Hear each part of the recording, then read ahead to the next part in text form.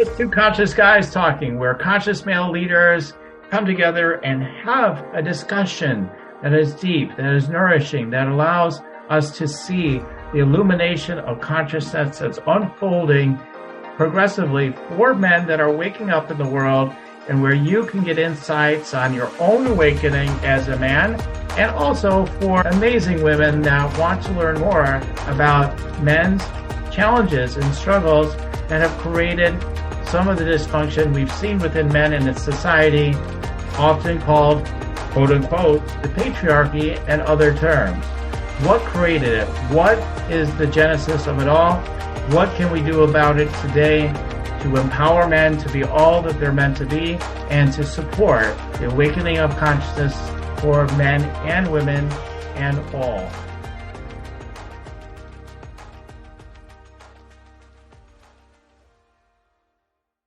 Well, Dr. Fred, it is good to be with you again.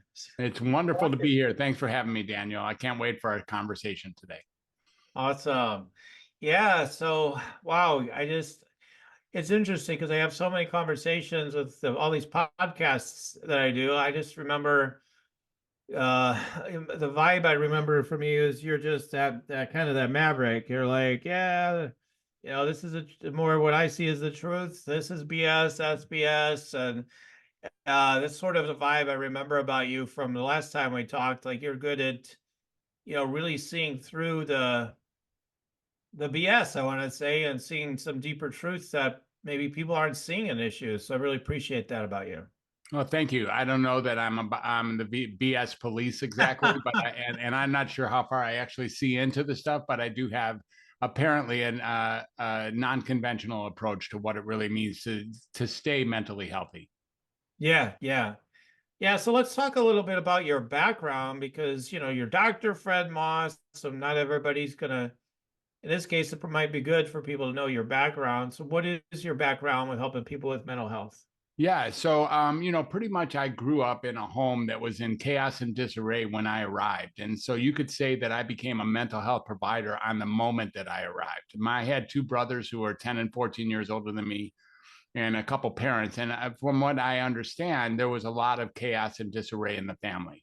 And I was brought there to be the bundle of joy that I naturally became over the next several years. And and that was really what I was, a provider of joy and a provider of outlet, for my siblings and for my parents. Then my sister came along, and then we were one big happy family. And, I'm not sure my brothers and sister would agree that I'm a bundle of joy to this very day. I'm pretty sure that they wouldn't. And, but over time, what I really began to notice is I became very enchanted with this whole notion of communication. And I really saw that communication and conversation were where it was at. And it's what I wanted to learn to do, was be in conversations. I literally remember standing up in my playpen, watching my family interact with each other and thinking that this is what I wanted to do when I grew up. And I figured that that's what school would do for me, but it isn't. Of course, school didn't do that. School, in fact, was really contracting. School asked me to sit down and be quiet and, not to have a whole lot of fun, just sit in the chair and watch the teacher write whatever they write and say whatever they say and regurgitate it. It was the furthest thing from open discourse. And I kept on thinking that maybe next year or maybe next school, maybe junior high, maybe high school. And of course, that isn't what happened. It got more and more restrictive over time. So I decided I'd go to college with the idea that that's where I would learn how to communicate. And eventually, because I liked their helmets and they were only 40 miles away, I went to the University of Michigan. And over there at University of Michigan, go blue, number one at this point. But anyways, over there at the University of Michigan, I didn't learn how to communicate in school again, but I did learn how to communicate in Ann Arbor a little bit in the city. And I really got to learn that what I wanted to do was communicate for a living. But I dropped out of school because that wasn't working for me to be restricted even as a young adult. And I came all the way to California to find myself, which I did, but it was a non-sustainable way. And eventually went back to college to learn a particular industry that was just coming out. It was like my family told me that it was going to be the future of, a very important industry in the future in 1978. And the name of that industry was computers. And indeed, it was an important industry, of course. And the only computer in Michigan that I knew of was at the University of Michigan, a 2-acre facility that I spent nearly all day, every day in, as punch cards and all that. And I decided that that wasn't for me either. So off to California, I went again, dropping out, saying I'd never come back to school. Now, here's where my official mental health began. Although beforehand, I was already somebody that my friends and family and people would lean on and tell me their stories and ask my opinion. But then this time I got a job. My mom made me get a job because that's what moms do. I got a job as a child care worker. And I began working as a state mental health facility for adolescent boys who were, I don't know, 6 or 7 years younger than me.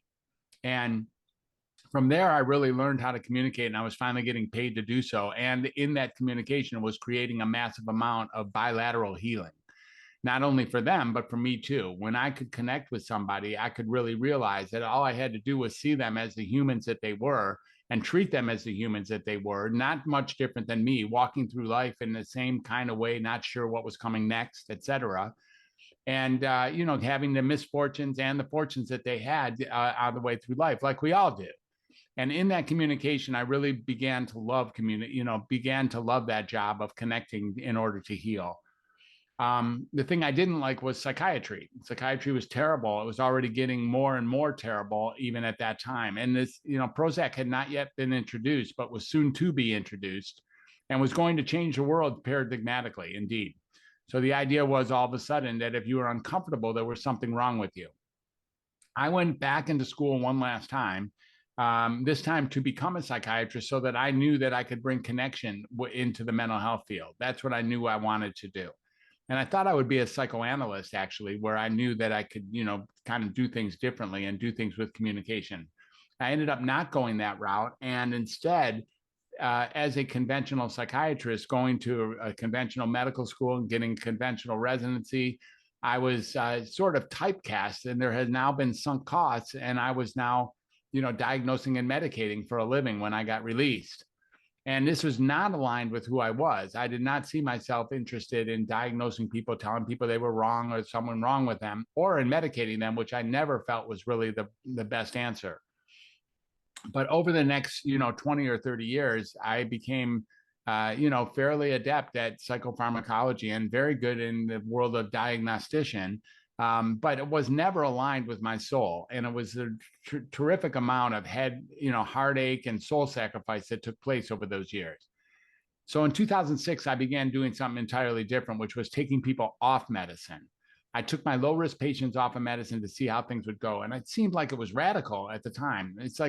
It's weird, isn't it, Daniel, that it's not radical to shove toxins down someone's throat, but it is radical to stop doing that. It's so interesting. It's so interesting that that's how humans have developed.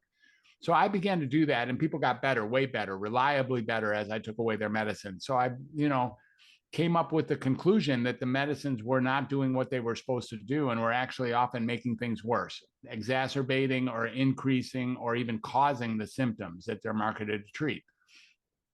So over the next several years, I began to take a lot of people off of medicine. I had really great results, enough so that it was time for me to close down the large practice that I had because most people were now better. And I began to travel around and be a doctor all over this country in multiple different locations as a locum tenens, multiple different states, and then all around the world as well, because I learned that I wanted to see how mental health was dealt with or described and treated around the world, because it seemed like a cultural phenomenon. In other words, there is no real clear-cut answer of what is somebody who's mentally healthy, and therefore what is someone who's mentally unhealthy. When you have a broken arm, it's broken in Tibet, it's broken in Singapore, it's broken in Auckland, wherever you go, it's broken.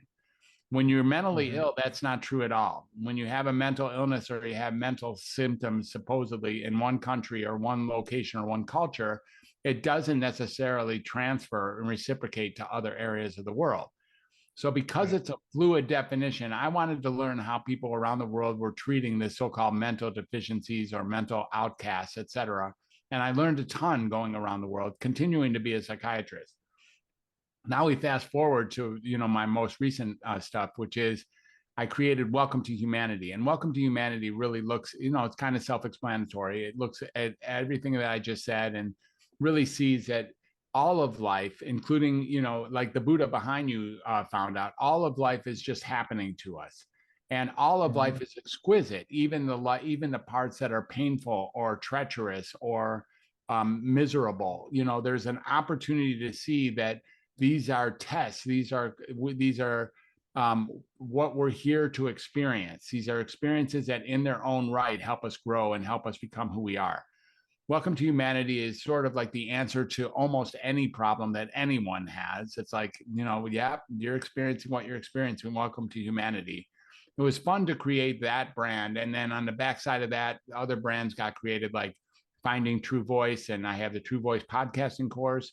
I have the True Voice podcast itself. I have a book called Find Your True Voice. And I've really helped people find their true voice and get in touch with their their innate core selves, so that they can present that to the world that's eager to receive who they are in a self-expression / listening manner, like really getting interactive with somebody and connecting with somebody, because I firmly believe that at the center of all healing is human connection, all healing of all conditions of all types.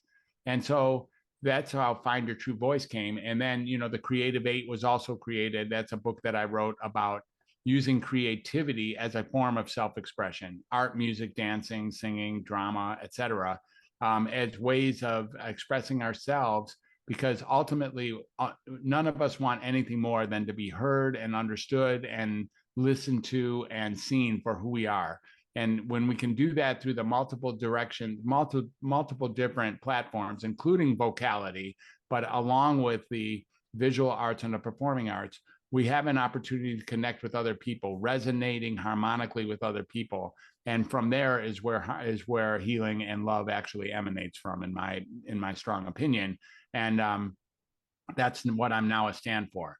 So I'm the undoctor, and typically I don't medicate, I don't diagnose, and I take people really out of the conventional realm of how to treat their own mental illness, because maybe, just maybe, the conventional mental health system isn't the best route to take when you're not feeling well. Maybe what they're really doing is perpetuating the symptoms, or sometimes causing the symptoms they're marketed to treat. And if that's the case, there might be alternative, or maybe I use that word alternative reservedly, but there might be other pathways to take that actually promote healing at a much higher level. And I'm very interested in helping people find those pathways. And that's where I am today. Oh, that's awesome. So, yeah, I was on that conventional route too. I didn't become a psychiatrist, but I got my master's in clinical psychology. So, we got to diagnose them, have them go through the MMPI or whatever, all the different tests we can diagnose their pathology. How are you psycho? What's wrong with you? Like, Exactly. We're looking really hard for that, more so than like what's right with you, so to speak. Like, we're looking for that pathology. What code are you? We had to memorize all DSM, basically, like, okay, that's what matters. Get those diagnoses down. And I resonate too that, yeah, I was really good at that. Like, okay, I can dial that in. I can understand what label you are. What I found is I was working with people, because I started off working with like the so-called chronically mentally ill. And I found the same thing you did. Like, yeah, they have issues, but they're just human beings. I mean, like, why do we have this big idea about these people? And I would just meet them heart to heart. Honestly, it was like a lot of spiritual truths I was bringing to them. Like, because I would calm people down before even Eckhart came out with his book. I'd say things like, well, everything is as it is. And, in this moment, what problem do you really have? Like, I would ask that people, I had the question all the time, like, just as a natural thought I always have. Well, in this moment, what's wrong though? They couldn't think of anything. So Right. it's like that really liberated people. Like, they couldn't find it if I actually, like, I wasn't, but then I got these teachings later, like, well, point to it. Where is the problem? Like, a lot of times people can't really find it, right? Like, if you ask, where is it? I need to know exactly where it is. And then it is the interesting thing about, you're right, because in some cultures, like someone who's considered mentally ill or very depressed, let's say, Like, no, that's how you're supposed to be in that culture. You're supposed to be of that kind of energy or that kind of way of being, and it's not seen that way at all, right? And there's people might be very high energy and have tons of ideas, and then they crash, and then they're very depressed, and they're just seen as exceptional, creative people maybe in another society, right? And here we're like, you got bipolar 2 or whatever, like, and it's a Yeah. big problem, and we got to fix it. And yeah, always looking like there's got to be something wrong all the time here in this culture. And then the pills come out. I remember there was one of the psychiatrists. I don't know if you had been like this too at some point, but we'd bring him in, and he literally talked to him like 30 seconds. Okay, it looks like blah blah blah. Like, because he felt he was that good. Like, he could just look at it and be like, I know your diagnosis, I know what your symptoms are, I know what side effects you have. So we do this, we do that. Next, and he's making money like crazy. Like, next, Yeah. next, next, next. It's like a money mill. Yeah. And it's a messed up system, that's for sure. And you definitely know people know these days about all the pharmaceutical industry and all the money. They're just looking to make money after money, and more side effects. Perfect. We got another pill for that one, right? So, like, people are getting Yeah. onto that. That's for sure, right? Yeah. Definitely. Yep. They totally resonate with you. Exactly. So I guess the answer is, yeah, definitely. Like, this is great. Yeah, you're helping people. I mean, what I'm hearing is, like, I hear some of the pathways to the answers a little bit in what you said. Well, part of it is like, hey, I mean, honestly, if so if someone came to you and said, like, for me, when I was in grad school, I was talking about this story.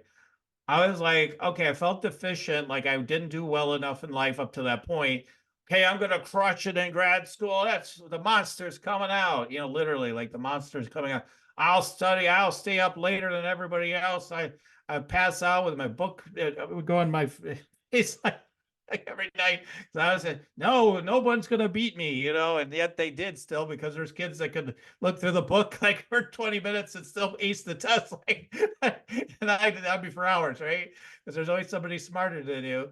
But my point is, like, it put me in massive anxiety, and I even had mental health issues before that, but like they crept up again then, and they put me on medication, right? Like, oh, you can't sleep at night, right? Yeah, I mean, because I was pushing myself too hard, and then even when I tried to pull back, I still couldn't sleep because this thing was in me now, right? So, like, if I came to you today, um, how would you approach that? Like, how, rather than just, oh, your pills is the first answer, right?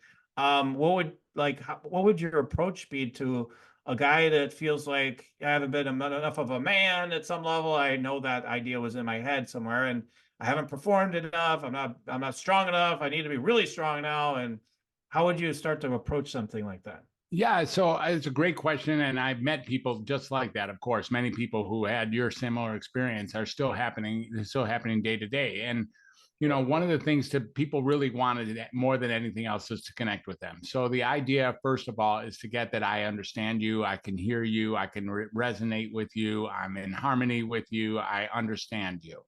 And Mm. the amount of healing that actually happens when somebody feels understood is often deeply underestimated.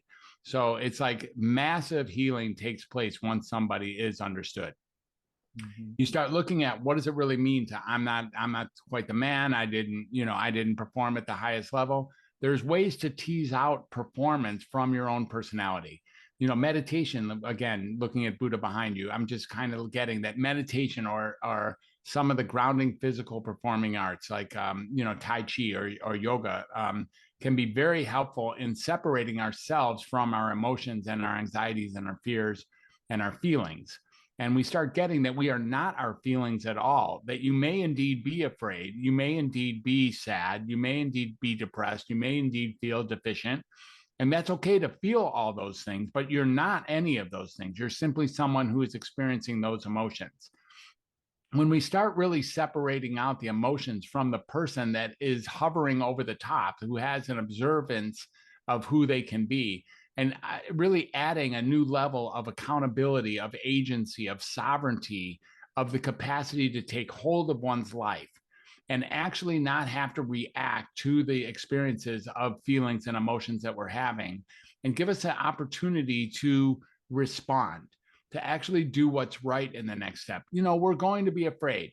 We're hardwired to be afraid. We're afraid of each other. We're afraid of the future. We're afraid of change.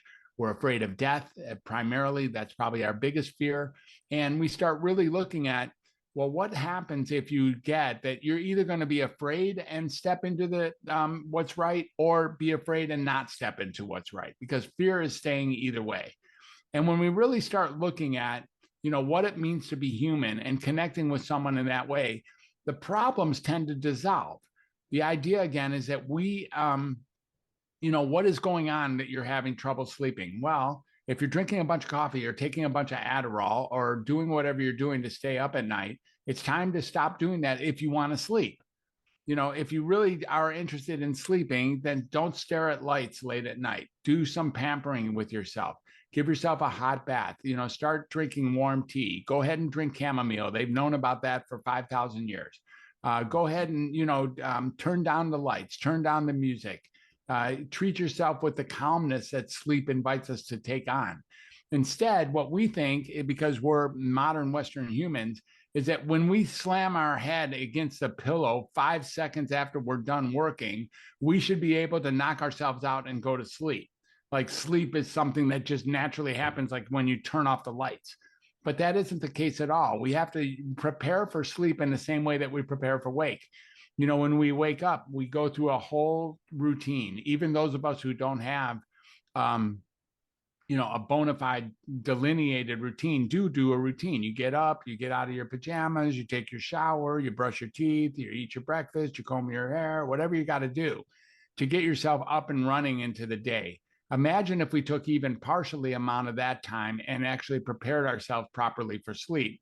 We would see that sleep is natural and available. And typically it's some sort of toxin in our thought or in our intake that is affecting our sleep.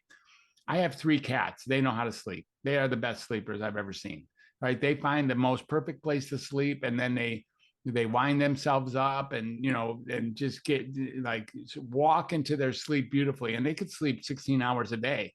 And I just revel at how beautiful they are when they're catching naps. And that's why they call them cat naps, I guess. But really what we have is humans, just like other animals, will sleep when they're tired. And if you plan your day right and put the right things in the right place at the right time, you also can learn to sleep when you're tired and to be tired when it's time to sleep, instead of the linear way that we look at sleep, like, got to get myself 8 hours or I'm not going to be rested. That's not really true. You have to get yourself the rest when it's time to rest, and you have to be awake when it's time to be awake. But that's really all that has to happen. We start catching on to each other's humanity, and we start seeing that your anxiety of not performing has nothing to do with your performance. It has to do with your response with not achieving the intended goals. Half the people in the world are under average, right? You get that, right? Yeah. It makes sense. Yeah, half the people in the world are under average. It has to be true. So if that's true, one of the things you could get is that you're going to be under average in some areas of life, and you don't have to be nervous about it. It's okay. We're so certain that we have to be doing great in every area of life, and that's not even true. A human is going to be in the second half of average more often than not, or actually exactly as often as they are not. And we start really looking at the response to this is, if it's reactive, can create fear or anxiety or a sense of self-despair that doesn't have to occur. And those things can be altered with a new level of accountability, responsibility, agency, and sovereignty over how our life is going, and our capacity to choose our responses rather than simply react to what's out there. Right. Yeah, and what's true is, like, I don't know that there's very few people anyway that aren't exceptional at something, that they aren't at the very top of the curve on something as well. Like for me, it was more academics. Yeah, probably average amongst people that are above average, but as far as like the diagnostic aspect, when I was in school, like nobody was I want to say nobody's close. I won't go that far, but nobody seemed to be close. Like I was because I have this intuitive gift, right? This psychic intuitive gift that I was able to just dial those things in really easily. Like that did come easily to me, right? So it's like we have these different gifts and we can appreciate those things. That's what actually created a lot of success for me, because it became known as the guy that tunes in, right, online and everything. Eventually that became like the kind of whatever, the big gift that I have that people flock to me for, in part. So yeah, once you discover what that is, but I didn't know that then, right? I'm just like, I'm not scholastically where I need to be. I want to be not even average. I want to be at the top. Yeah, That's to the max. And yeah, I didn't know all the things I know now about, yeah, about sleep and everything, that it'd be better off to get sleep to perform better anyway. And to get, but I love that thing that you said with the 8 hours. Yeah, there's so many, just like these sleep Nazis, I want to call them. I get in trouble even using that word these days. But like, yeah, they're like militant, like, it's gotta be 7 to 9 hours. I mean, all the studies show that that's right. And oh yeah, there are some people that don't need that much. How's that? Like they're meditating, or they're just wired that way, or whatever. Then they come up with all these other alternative ideas. They don't know what the hell they're talking about. All these different studies only give you a glimpse of what the truth may be, right? We don't know. We don't always know absolutely everything, that's for sure. So I love that what you said with that. And I don't know, like for me, I think yeah, the understanding is huge. Like when I'm, like someone I work with right now, like them even showing me understanding, they're very intuitive. They're like, I have a feeling you're acting in this situation because of XYZ that I sense from your past. And because of the openness of the way we work with each other, it's okay for that person to say that, with me. And I'm like, yep, that's true. I felt so seen. I feel so recognized. I feel so loved, right? Appreciated, because they just see the essence of what I'm dealing with.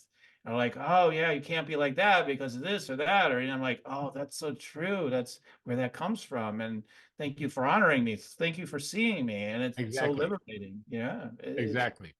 huge. It makes me feel like I can perform better, so to speak, because I realize the superpower I have that I've developed because of my background.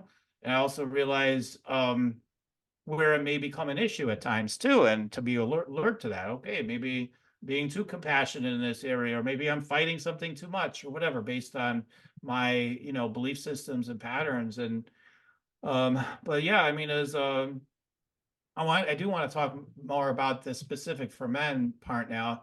Like for me as a guy, like being compassionate, wanting to just be like love and everything, and joyful and enthusiastic, and just given I grew up in the 70s and mostly, and then in the 80s too. And what I mean, that was not valued so much back then. It was like, it was valued as how many, like in one of the 80s movies I watched recently, are like, yeah, I haven't even bagged the chick yet, and they're like teenagers and like things like that. Like that was what was cool. Like, can you bag somebody, or what? Like, what the hell?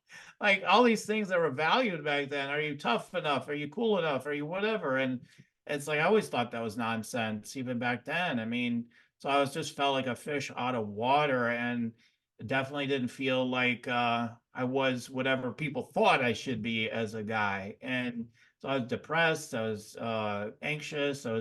I didn't speak up because people can't handle who I really am, is what it felt like. I Yeah. actually feel up as who I am. You're all going to laugh at me. You're all going to think I'm crazy. You're going to think I'm too deep as well. You're going to think I'm a troublemaker for sure, which did happen anyway when I went to graduate school. I asked too many questions, I was told, right? You're too much, you're too intense sometimes, or whatever. And I'm curious. I mean, what any comments you have on that, not from a clinical perspective yet, but from your own experiences, like, Yeah, I share the experience entirely. I mean, sometimes being sensitive or being compassionate or being even passionate or being understanding or being wise or being yin in any way, any kind of the yin experiences are very easily rejectable because we were kind of bred in the 70s, to be tough and to be masculine, whatever that was. And, again, that didn't always include being kind. It didn't always include being gentle or delicate. It didn't include being, being soft or sweet. Those were for little kids or for girls and not for boys that were growing up. So it felt like when I was experiencing those things, I was bubbling over, or I had to somehow keep them contained in the community.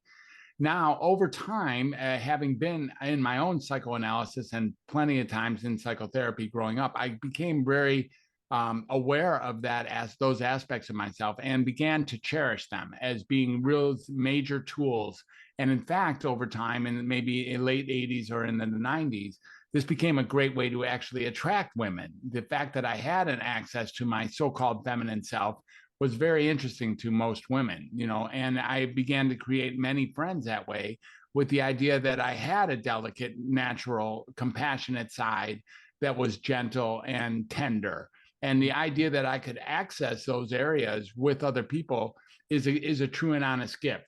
Now, men who grow up now who are, pretty sure that all they need to be doing is flipping the remote and, popping open cans of beer and drinking them all day and all that.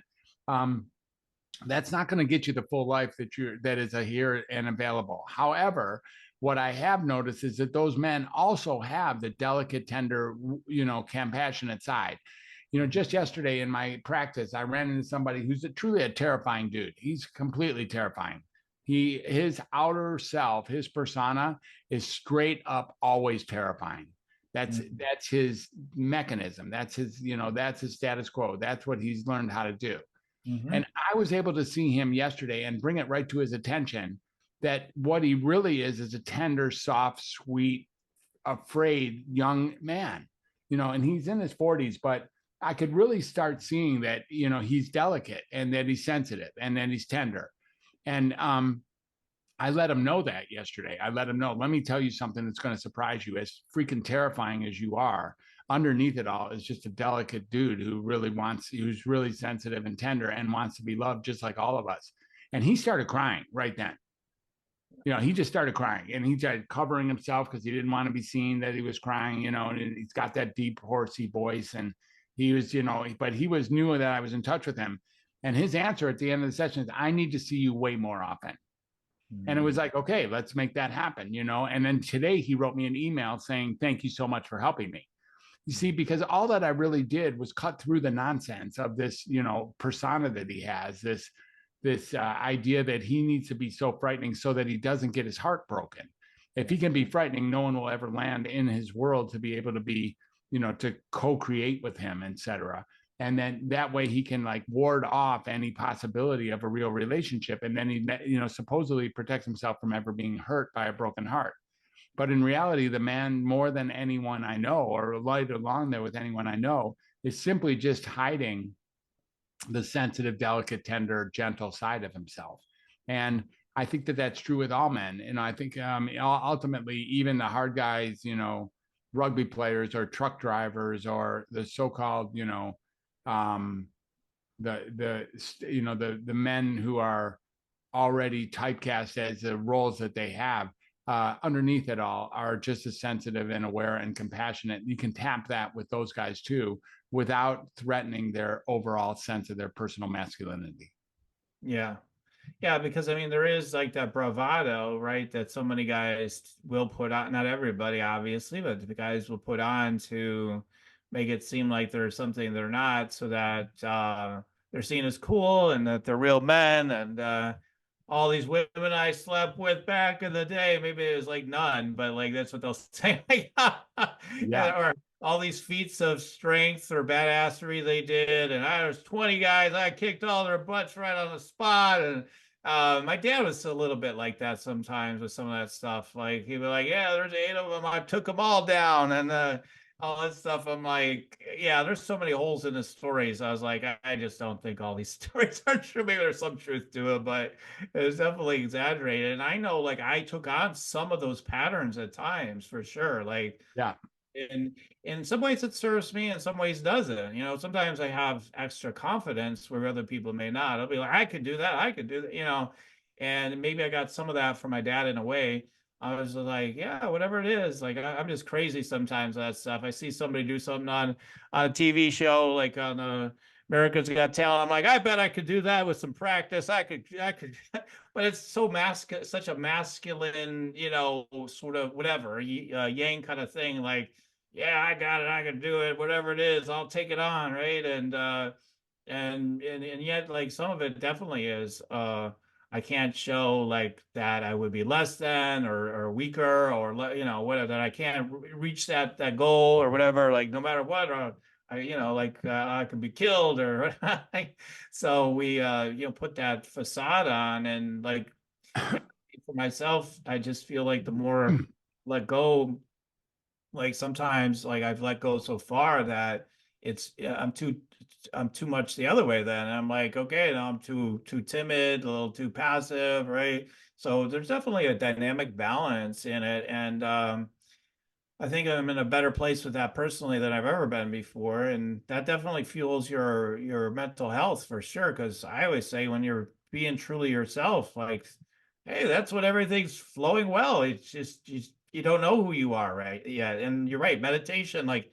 if I could just get people to do one thing consistently every day, meditate, like that's a great foundation, because now you're actually in contact with the most real thing to me, which is what you discover when you get in deeper into meditation. It's like you have that as a foundation now, and it definitely will shift your energy and your mood and does so many wonderful things for you. It So does. It does. big foundation, yeah. So I totally love that as your part of your kind of your own prescriptions you come up For with. sure. Yeah, meditation is critical. It's real. Maybe not. I mean, you get to live. If you don't meditate, you still can live. But Sure, sure. with meditation, you're able to separate yourself from all these experiences and get at least access to that higher self of ourselves, which creates a whole new world of living. Yeah, I mean, meditation for me, honestly, for me personally, I just know I would be, and maybe it's just a belief, but I really believe this is true. I would be kind of nuts without it, like with the stresses of life. Like I don't think I would hold up very well. I would have some kind of significant issues with my mental health for sure. I Yeah. mean, I have my ups and downs already that are pretty, maybe a little bit more than the average already, or a lot more maybe at times. And but that would be even more crazy without it. So that definitely helps to stabilize my energy. So for people that are really wondering, like, okay, great, I would love to get get supported as a guy to be able to find the more of the true essence of who I really am, or discover more about myself and let go of some of these old traumas and beliefs about myself that I've built up that maybe I'm not even aware of. I'd love to hear any of your suggestions on that, and then we could talk about where people, seeing as you directly help people, like we can talk about that as well. Yeah. So, the first thing to do is really just become aware that that's even possible, that there are parts of you that are hidden from you. Yeah. There are parts of you that you're not willing to address. And in fact, have even convinced yourself that are not there. And Mhm. like our man from yesterday, he's pretty sure that he's a terrorizing machine. And Yeah. he is. His presence is very terrorizing. And underneath it all is just this just incredible effort to just like wash away all these parts of himself that are sweet. Mhm. And what you really want to do more than anything is connect with the person. So when you have the skill as well, when you can actually bridge the gap, when I can understand and relate to the idea that being terrorizing is one of my choices. I know how to be pretty angry. I know how to act pretty terrorizing. I know how to do that as well. And I've done that in my upbringing at various times in various relationships. Normally, when I do that, the relationship is crashed and done. Mhm. I know that. I know that it has a disastrous, destructive effect.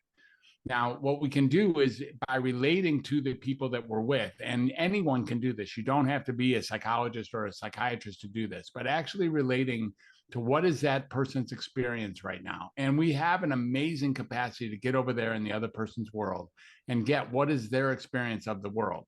Like put ourselves aside and go get what is the person that you're talking to experience in the world. When we can do that and resonate with whatever they're communicating through their words or through their non-speaking communication or through whatever form of self-expression they're using, it is from there that healing occurs. And that's the real goal, is to listen very radically to what it is, to what they're that's being said or being called for, and then consider what that would mean to actually deliver on what is being called for to move that needle forward. And then be able to express oneself with some degree of authority and some degree of, authorship, some degree of this is me, this is who I really am. And so in order to do that, we have to step aside from the person that we're pretending to be in order to protect the person that we are. Mhm. What an absurd concept that is when you think about it. Like, I actually pretend to be somebody in order to protect the person that I am. And why does that happen? That's because I don't want the person that I am to get rejected. I don't want the person that I am to be dismissed. So instead, I pretend to be somebody else, because if that person gets rejected and dismissed, which they are very likely to do, it won't hurt so bad because it's not my real heart out there anyways. It's some made up, fabrication of who I really am. So like doing the work and speaking to somebody about what's really there and getting their true essence, their sweetness, their gentleness, their compassion, their delicate nature, who they are as someone who wants to be loved, who they are as somebody who was really close to their mom and father at one point, more than likely. Maybe not. They might be like, I hated my mother. Yeah, that after some time, maybe you learn to hate your mom, but probably you hate her because you loved her too much. And that's probably, ultimately you hated her because you pushed her away because you were afraid of being a mama's boy or something like that. You don't, or that your mom cared too much or brought out the feminine part of you. It's funny. It's like we have access to a very gentle nature of our warrior self. And, as men, we're taught to be warriors, but that doesn't mean that we just decapitate everybody. We're taught to be lovers, magicians, and kings. And those are the important aspects of what it is to be a human, to be a man in the present day, and maybe all over time. But there's shadow sides to that. And there's ways to actually step into that beautifully and be a beautiful human being, even if you haven't been what you would call beautiful up until now. We are not slaves to the past that's got us here to right now.